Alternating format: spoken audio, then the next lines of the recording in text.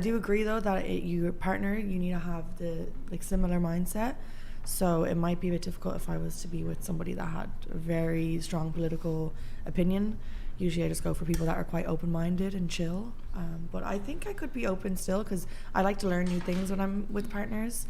So it could open my mind even a bit more, and I could probably learn about politics then. Molly, what about you? Well, I agree with what you said. My ex-boyfriend was very prominent in politics, and he's very conservative. And I'm not at all. So that was definitely like an interesting dynamic, but I think overall we really respected each other's perspective. And I don't think that conservatives are evil or they have a bad agenda. I just personally I don't agree with what they would decide for me,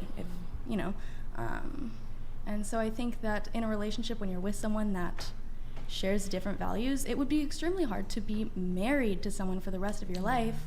It's doable, especially if you have that type of curiosity with the other person, but I for sure would want to be with someone who shares my kind of openness as well. Okay. And then Charlie, I think you kind of maybe already went over it, but I mean, do you have any thoughts on, do you think it's a better idea for people when it comes to relationships or marriage to, I think I have a sense of what your answer would be, but to marry someone who shares their same political beliefs and values? Don't try to change your partner. That's a bad idea. Agree. Yeah, don't try to change your partner. Don't. Yeah. Aaron, you said earlier your boyfriend. You said he's not conservative, but he's liberal, and you're much further left. You're leftist. And you said you would, when it comes to perhaps people, you would be friends with someone who's maybe more conservative, so you can shift them more left. I said that tongue-in-cheek, but you said that, I was going to ask, have you shifted your boyfriend more left? I wish. Okay, so he's pretty firm in his liberalism. He's firmly planted in his filthy liberalism, but I love him in spite of that. I see. Okay, got it. But we align on a lot of social issues, so if we want to create a dichotomy of social and then economic issues, I feel like the economic issues is primarily where we have disagreement, and the social issues, those tend to be, I feel like, the most polarizing and contentious. So if we had more disagreement there, we probably would not be able to be in a relationship together harmoniously. So okay, I see. But friends, I'm open to radicalizing them, sure.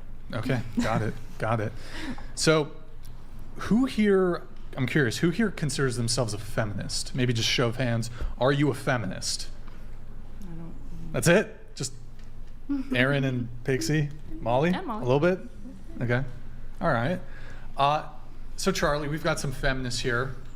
What do you think of feminism?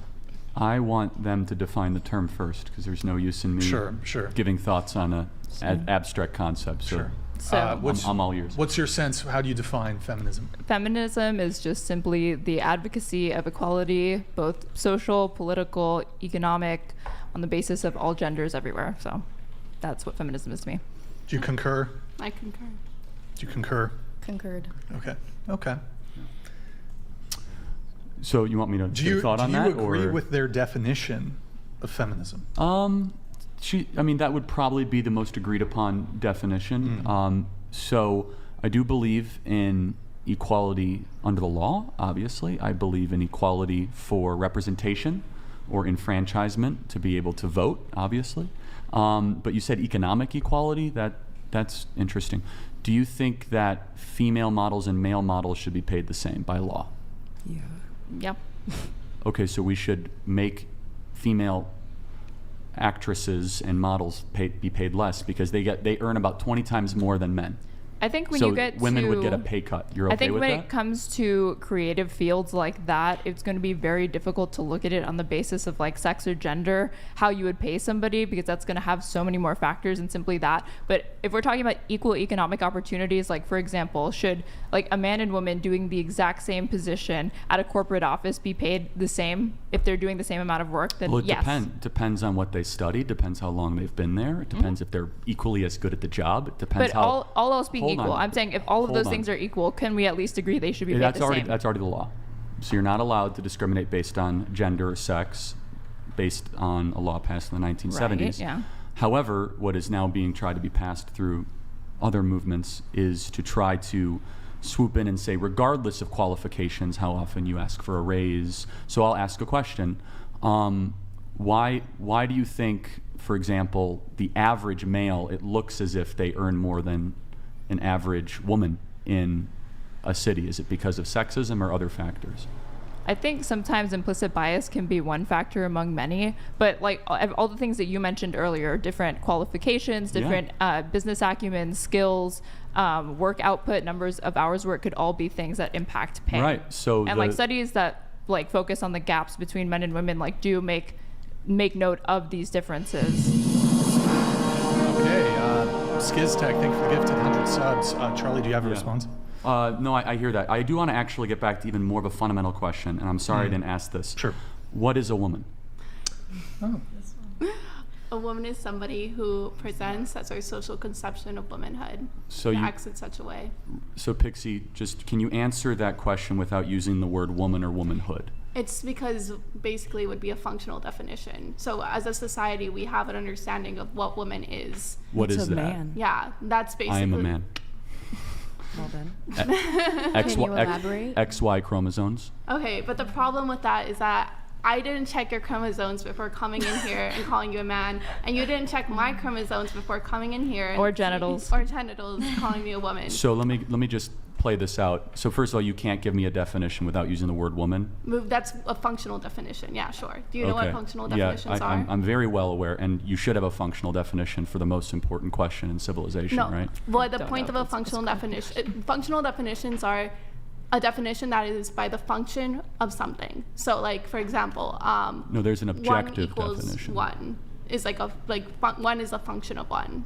Do you understand what I'm trying to say? Yeah, I do. So then, can you give me an objective, a functional, utilitarian, any sort of biological definition of what a woman is? Because The how problem can we debate feminism if we can't agree what a woman is?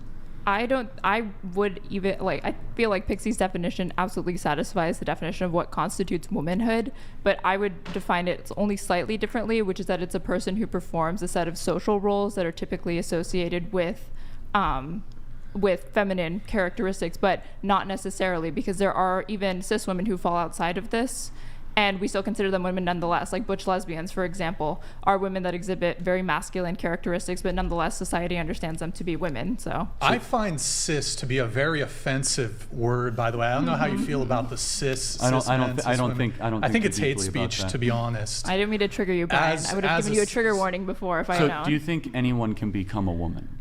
Yep, but not anyone will. Okay, so then at what point do they become a woman? It will depend on where they are in their gender transition for the most part. Does it require drugs to become a woman? No. Personally, I think it's a mindset. It's a spiritual energy. It's the vibe that you give off. You know, like The vibe. Before we continue on, I want to just give everyone an opportunity to answer No, totally fine. To answer Charlie's question, I know you two had already answered. What is a woman? Starting with you, we'll go around the table. Go ahead. Can you skip me? We'll come back to her. I'm a woman. That's the best answer. That's the one that Ketanji Brown Jackson should have given in front of the Senate.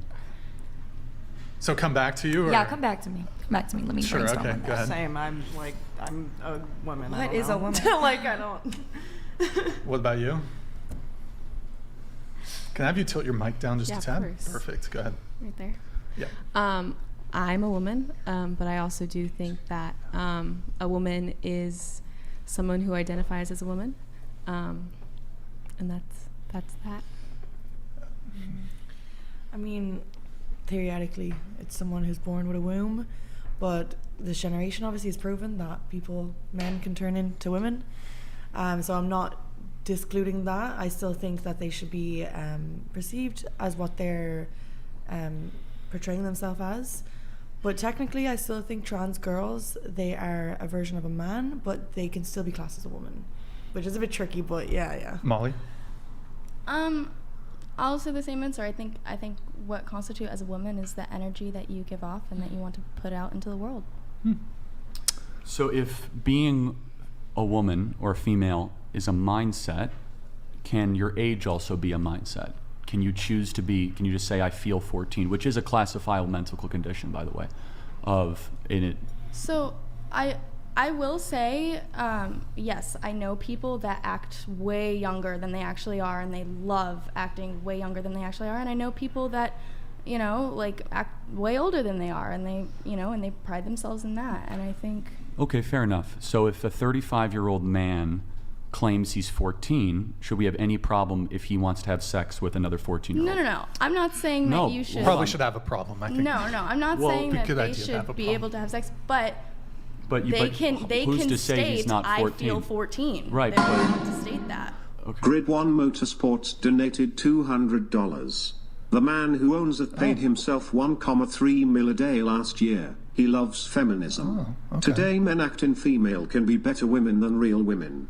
Feminism has failed you. How can the patriarchy help you today? That was beautiful, Grid 1. Thank you. Appreciate it. Given a lot. Yeah, he's Next number. yeah. So going back, But if your identity is an energy or a feeling that can change, why would it be wrong for a 35-year-old to say he's 14? Therefore, Because he's not.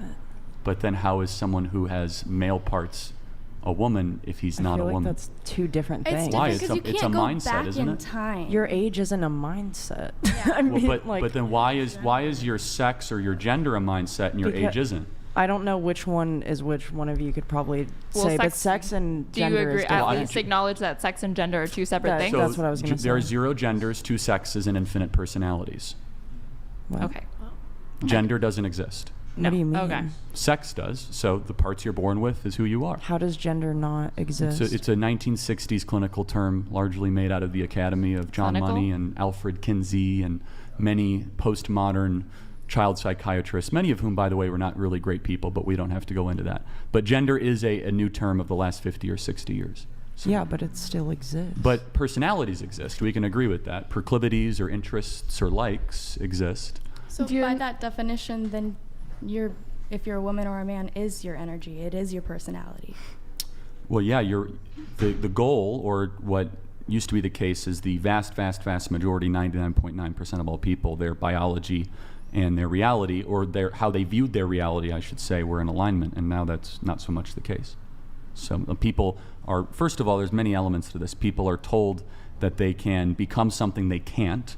So they go on a very, very damaging, self-destructive pattern of medical interventions that even if you're pro-trans, you have to acknowledge that, you know, a hysterectomy at age 17 is not exactly an easy surgery. I don't think anyone at 17 should be altering their Oh, body. But No, I agree. Yeah. It's happening right now. Thousands of young kids across the country are getting what is called gender affirming care, but it's irreversible Care or damage. surgeries? Both. So puberty blockers and hormone There's blockers. thousands of kids that are getting hysterectomies across the United States. No, thousands of kids are getting puberty blockers or hormone blockers or puberty blockers. Probably even more, tens of thousands. You could stop using And those, though. and as far as breast reduction surgery or hysterectomies, we don't know the number, but I'll even say it's probably only a couple dozen. It's probably, you're right, it's probably not thousands. Right. But we don't know the exact numbers, but an estimate is anywhere between 10 to 15,000 minors, and is growing, are currently receiving monthly doses of hormone replacement therapy, estrogenic